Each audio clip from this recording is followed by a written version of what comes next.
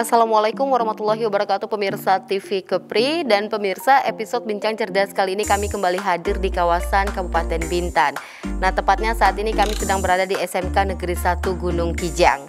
Dan siapakah narasumber kita di episode kali ini? Bersama saya Siska Ramalia, inilah Bincang Cerdas.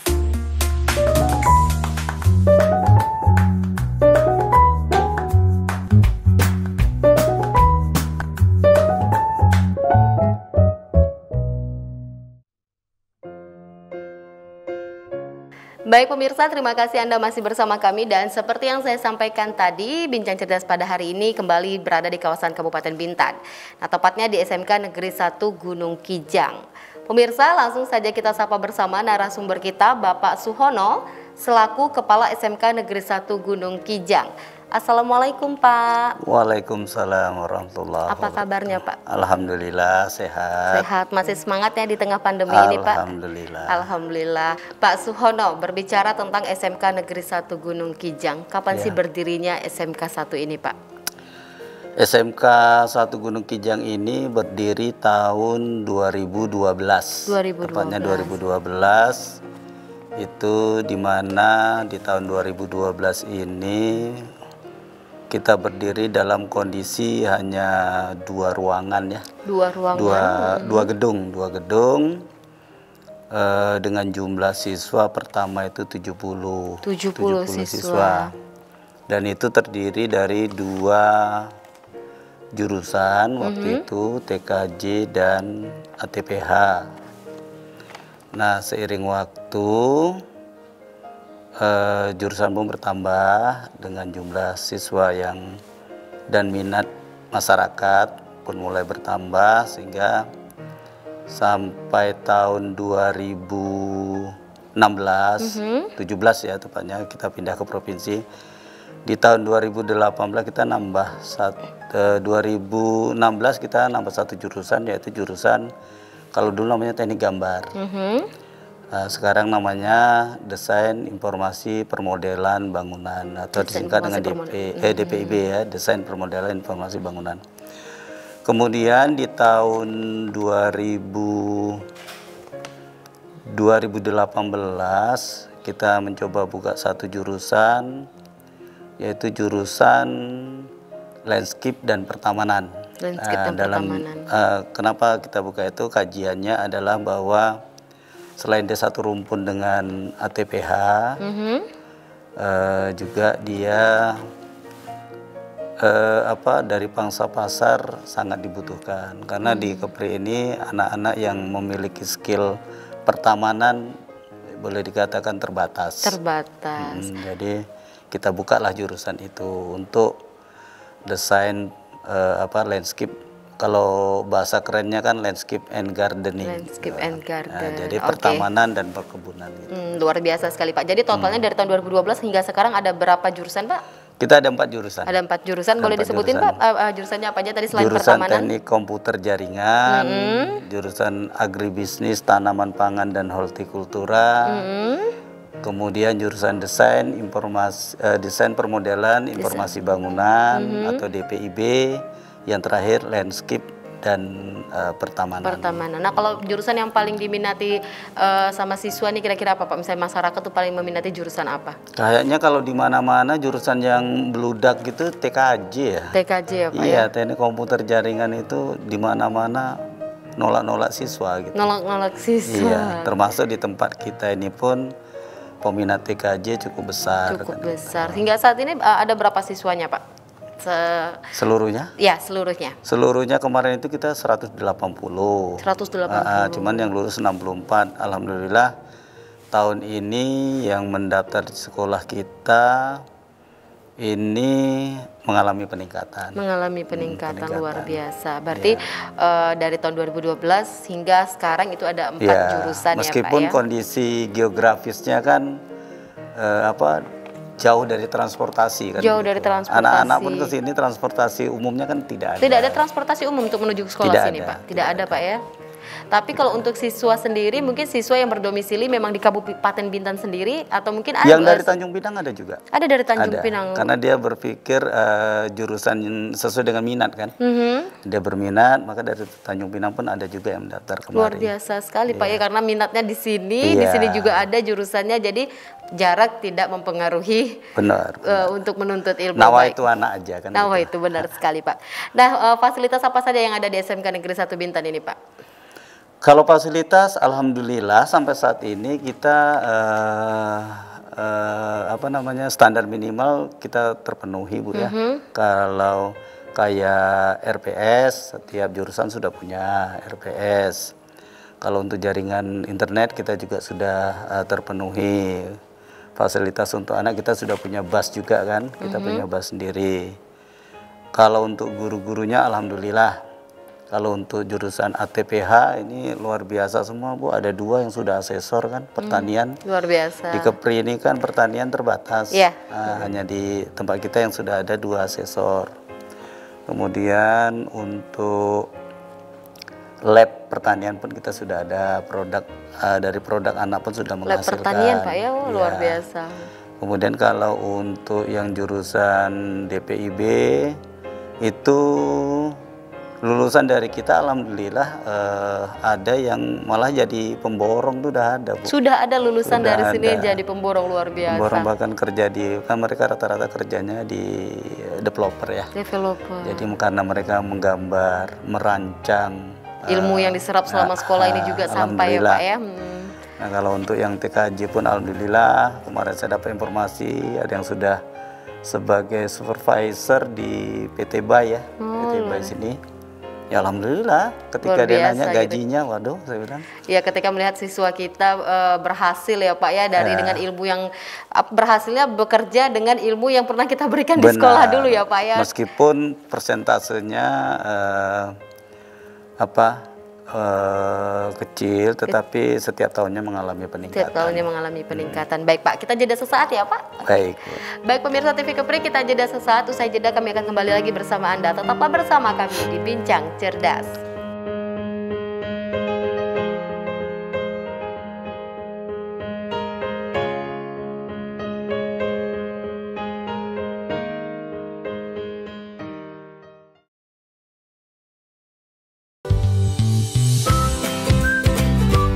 Adik-adik, di sini tempatnya. Kalian bisa bernyanyi dan menari.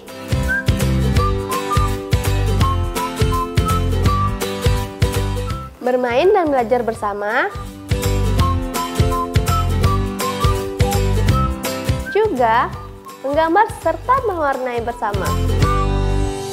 Jangan lupa ya, saksikan terus Bintang Kecil hanya di TV Kepri.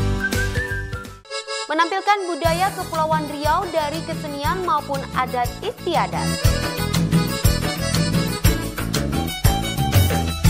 Jadikan budaya Kepulauan Riau sebagai bunda tanah Melayu.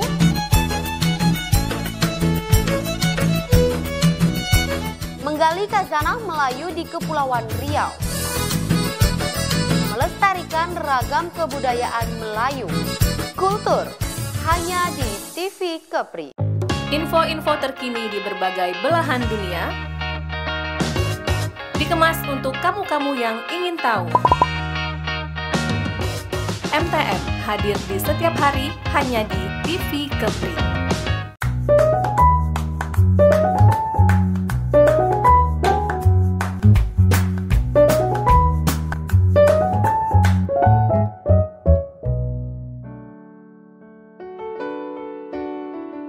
Baik, terima kasih pemirsa, masih bersama kami dan masih bersama narasumber kami Pak Suhono selaku Kepala SMK Negeri 1 Gunung Kijang. Tadi Pak sudah Bapak sampaikan beberapa fasilitas-fasilitas yang ada di SMK 1 ini, kemudian beberapa jurusan juga. Nah, namun apa saja ekstrakurikuler yang ada di SMK 1 ini Pak? Kita ekstrakurikulernya kalau yang wajib tuh pramuka sebenarnya. Pramuka wajib diikuti oleh seluruh siswa? Karena itu pun instruksi dari dari kementerian, memang pramuka itu wajib ya. Yang kedua paskib.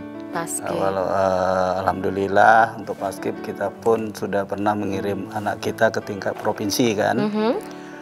Kemudian ekstra lain di bidang kerohanian.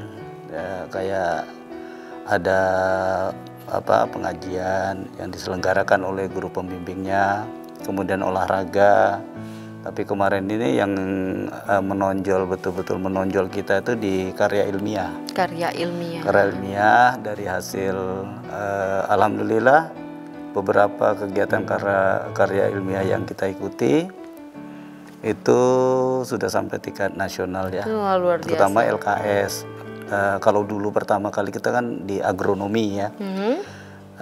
Tahun berikutnya kita juga sudah pernah mengirim komputer TKJ yang sering ini kita ini malah yang saat ini berlanjut itu landscape. Landscape untuk tingkat nasional. Udah sampai ke tingkat nasional Pak ya, meski kita ada di ujung gini ya. Meskipun masih urutan ke-10, tapi sudah sangat luar biasa Pak, berarti urutan 10 se-nasional, luar biasa walaupun sekali. Posisinya di kampung ujung kan gitu kan. Karena kita juga kalau dipantau dari pusat kan termasuk daerah 3T ini Bu. Daerah 3T, tetapi ya tidak menyurutkan prestasi anak untuk maju ke tingkat nasional dan mereka merasa pede kan. Luar biasa sekali. Meskipun kami dari ujung, tapi kami tidak kalah dengan yang berada di kota. Iya benar sekali Pak. Nah, kalau untuk prestasi nih Pak, prestasi apa saja yang sudah dicapai dari sekolah, terus kemudian siswa maupun guru, prestasi apa saja yang sudah dicapai Pak? Kalau prestasi alhamdulillah Bu, dari teman-teman guru juga ada yang mengikuti lomba. Alhamdulillah pernah juga mendapat juara. Dari siswa ya setiap tahunnya kita mengikuti perlombaan dan ya ada rata-rata LKS. Di antaranya piala-piala ini ya Pak? Ya LKS tingkat nasional, tingkat provinsi maupun tingkat kabupaten. Bahkan untuk pembimbing kita pun sudah termasuk mumpuni lah dari guru-guru kita. Sebenarnya kita tinggal ready aja karena masalahnya sekarang ini kan COVID. Jadi tetap kita bimbing, tetapi kalau dikatakan untuk maksimal banget kan nggak mungkin. Terbatas ya Pak terbatas. Nah kalau di masa pandemi ini Pak, adakah yang mengukir prestasi di masa pandemi ini baik dari guru maupun siswa? Kalau di masa pandemi ini kita persiapan Bu, persiapan untuk menghadapi LKS besok ini tingkat provinsi. Jadi setiap tahunnya pandemi tak pandemi ya tetap kita, karena program itu sudah kita jadwalkan ya tetap kita jalankan kan. Ya kalau memang tidak bisa tatap muka kan bisa daring. Daring, benar sekali. Jadi apalagi sekarang lombanya kan modelnya daring Bu, dari pusat itu daring. Jadi kita juga harus menyediakan sarana prasarana meskipun minim ya, minim. Kayak tahun lalu itu dibutuhkan beberapa kamera untuk lomba. Tapi karena keterbatasan sarana, tapi alhamdulillah walaupun demikian kita masih bisa juga mengikuti lomba tersebut dengan sarana yang tersedia di sekolah kan. Luar biasa untuk kedepannya mungkin ya sarana ini akan coba kita benahi. Tapi tetap semangat ya Pak ya, tetap semangat walaupun keterbatasan di tengah pandemi ini. Karena kan ini satu perubahan yang boleh dikatakan dramatis lah perubahannya dari tatap muka. Dari segala sektor. Ya, kemudian beralih menjadi daring atau digitalisasi kan. Sementara untuk digitalisasi ini kan belum tentu persiapan kita matang kan gitu. Iya benar sekali. Jadi meskipun meraba-raba tapi setidak-tidaknya kita sudah berusaha dan alhamdulillah hasilnya pun tidak mengecewakan. Gitu. Bagaimana proses belajar mengajar di tengah pandemi ini Pak di SMK Negeri 1? Mengingat kita pasti proses daring ini banyak sekali kendala yang dihadapi siswa, mungkin dengan posisi lokasi rumah yang kurang sinyal, mungkin dengan kondisi ekonomi keluarga.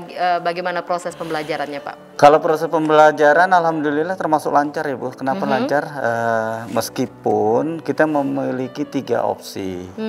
Opsi pertama kita kan daring secara keseluruhan nih. Tetapi di dalam perjalanan tidak semua anak bisa daring kan begitu. Mengingat satu kondisi ekonomi, kedua kondisi sinyal atau letak geografis anak. Kan anak kita ini jauh-jauh nih Bu, ada di Tembeling, ada di mana nih? Berakit. Cukup jauh ada yang Bintan Buyu, di mana mereka ada yang tidak punya sinyal kan.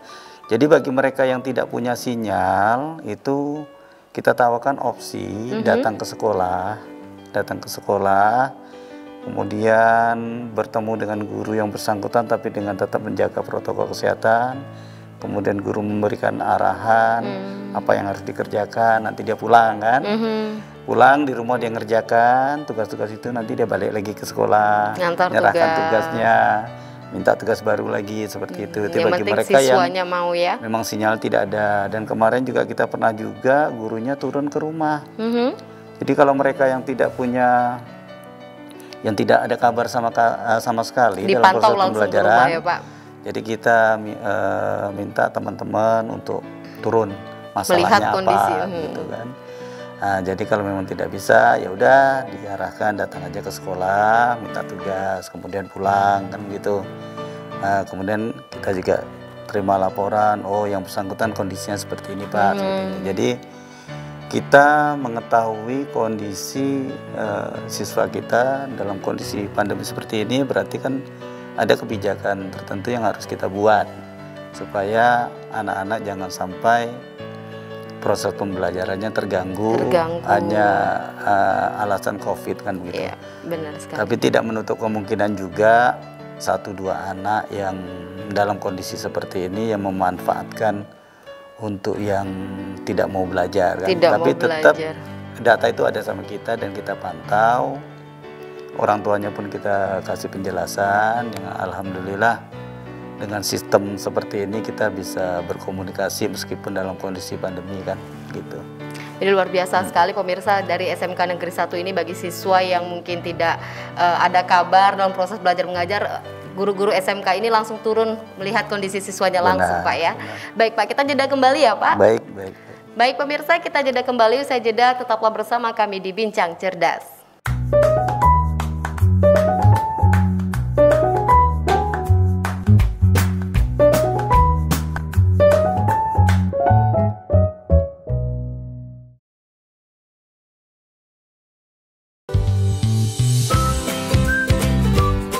Adik, di sini tempatnya.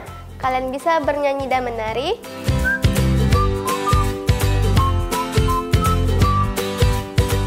Bermain dan belajar bersama. Juga menggambar serta mewarnai bersama. Jangan lupa ya, saksikan terus Bintang Kecil hanya di TV Kepri.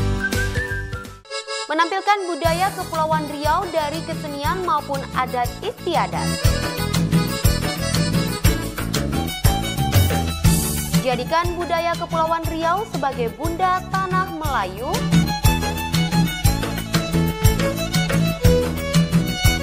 Menggali khazanah Melayu di Kepulauan Riau. Melestarikan ragam kebudayaan Melayu. Kultur hanya di TV Kepri. Info-info terkini di berbagai belahan dunia dikemas untuk kamu-kamu yang ingin tahu. MTM hadir di setiap hari hanya di TV Kepri. Mencerdaskan dan membentuk generasi bangsa, menampilkan kreativitas dan keunggulan di bidang seni. Mengulas prestasi seputar bidang akademik dan non-akademik. Kerja dengan ikhlas, berprestasi maupun dari segi perilakunya. Profil pendidikan hanya di TV Kepri.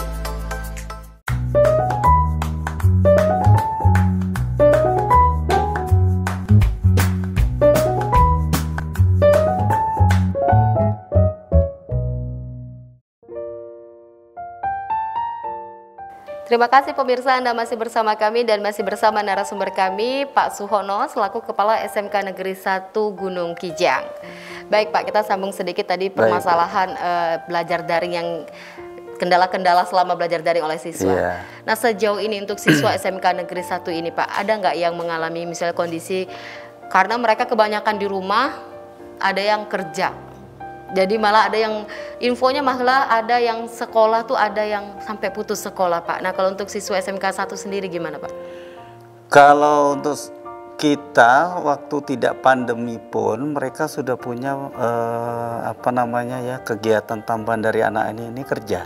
Kerja, oh sudah terbiasa. Jadi mereka tuh di hari Sabtu dan Minggu itu rata-rata anak-anak kita sudah melatih skill kita untuk kerja. Mereka kan di sini kan daerah resort nih. Jadi kadang hari Sabtu Minggu mereka part time di resort yang ada di sini. Biasa. Jadi kalau SMK ini kan menciptakan Siap kerja. Bukan untuk menyambung kuliah kan sebenarnya. Jadi kita sudah mulai untuk leadershipnya sudah kita mulai dari anak-anak yang magang. Magang kan memang kalau magang kan ada proses pembelajaran magang, tapi ini anak-anak memang dengan kondisi yang normal mereka memiliki satu potensi dapat melakukan waktu kosongnya liburan itu dengan magang yang ada di resort sini. Kemudian kalau yang namanya kendala yang lain tetap ada. Kadang seperti ada anak yang sudah kerja lupa tugas tanggung jawab dia selaku sibuk siswa kan, capek. Ada kalau yang namanya mereka yang tidak nampak sama sekali pun ada. Tidak nampak seperti tadi di dikunjungi seluruh ke rumahnya. Sekolah semua ada. Ini itu sebenarnya adalah problem seluruh sekolah pada saat masa pandemi seperti ini. Sehingga mereka kan merasa, waduh, di depan monitor terus kan terlalu lama juga bermasalah kan begitu. Bosan. Kalau 4 jam dihadapkan dengan laptop pun mata kita pula bermasalah kan begitu. Jadi alhamdulillah teman-teman ini dia punya sistem pelajaran atau sistem pembelajaran sejarah daring ini menggunakan berbagai macam cara. Tatap muka, kadang dengan WA. Kenapa dilakukan seperti itu? Supaya pertama menjaga kesehatan mereka juga kan. Menjaga kesehatan Karena luar kalau biasa. di depan terus hari ini pelajaran A, benar nanti sekali. nyambung B, nyambung C dengan menghadapkan satu komputer itu kan satu masalah besar juga untuk kesehatan mereka kan. Jadi dibuatlah variasi. Ada yang menggunakan WA, ada yang menggunakan chat, ada yang menggunakan video. Jadi mereka bisa nonton video pembelajarannya, bisa lihat WA, oh tugas dari Pak A ini. Kemudian jawabannya pun fleksibel karena kondisi ekonomi orang tua kan Bu. Kondisi orang tua itu tidak bisa kita paksakan, mereka harus tatap muka secara daring melulu. Iya benar, karena itu memakan biaya kuota juga ya Pak. Jadi kita mencari solusi yang sifatnya tidak membebani siswa, meskipun mereka dapat bantuan kuota kan, setiap kuota belajar. Tapi kan kuota belajar itu terbatas Bu. Kalau pembelajaran melalui video kan nggak cukup. Cepat habis ya. Tidak cukup. Jadi ya inisiatif.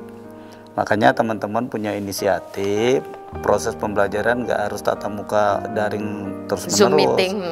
Boleh lewat WA, kadang mereka kan kerja. Benar Pak. Kalau mereka kerja kan kita nggak bisa pantau nih.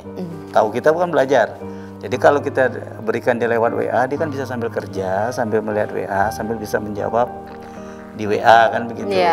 Kalau tatap muka kan nggak bisa apa-apa nih. Apalagi mereka merasa waduh ekonomi sekarang terancam nih. Semua dagangan harus ditutup. Apalagi sekarang PPKM seperti ini kan. Jadi kita berharap juga mereka sambil kerja tapi sambil juga mengerjakan tugas pokok mereka selaku siswa gitu. Luar biasa sekali pengertiannya.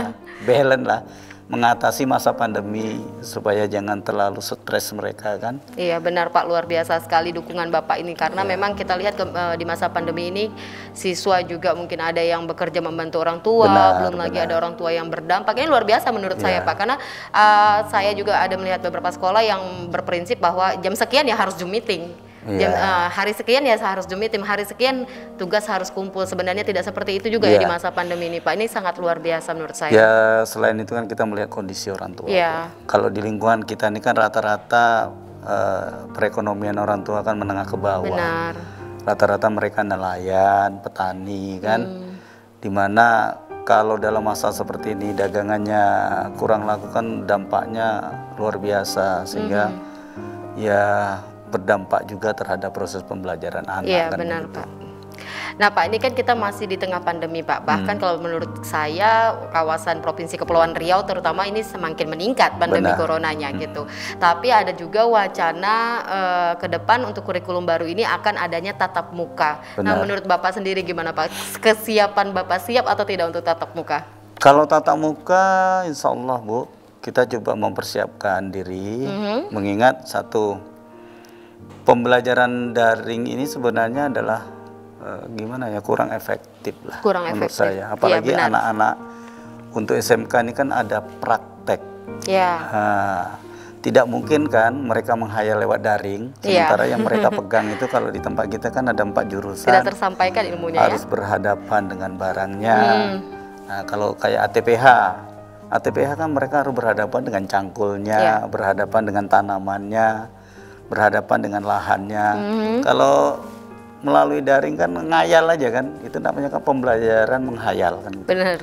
Cuman memang dari kementerian juga sudah mengatakan bahwa khusus untuk SMK itu pembelajaran C2, C3, tatap muka di sekolah itu sudah berlangsung selama pandemi.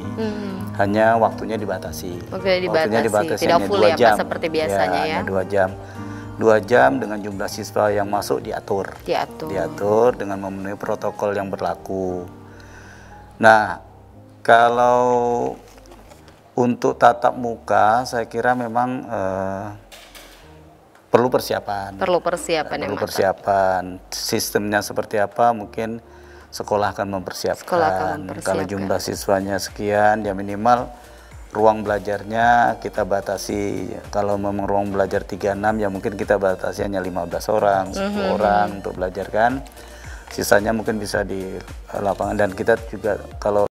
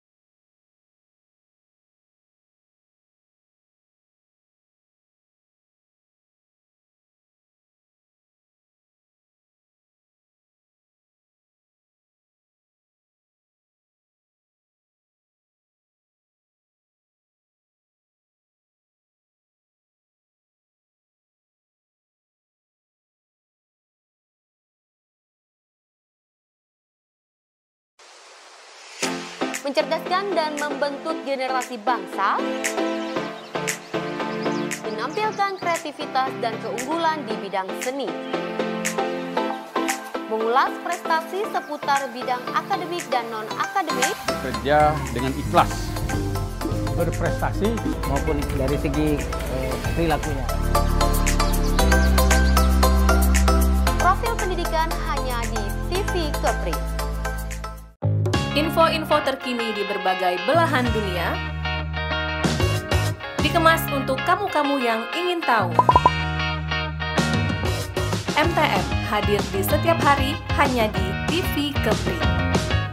Menampilkan budaya Kepulauan Riau dari kesenian maupun adat istiadat. Jadikan budaya Kepulauan Riau sebagai bunda tanah Melayu.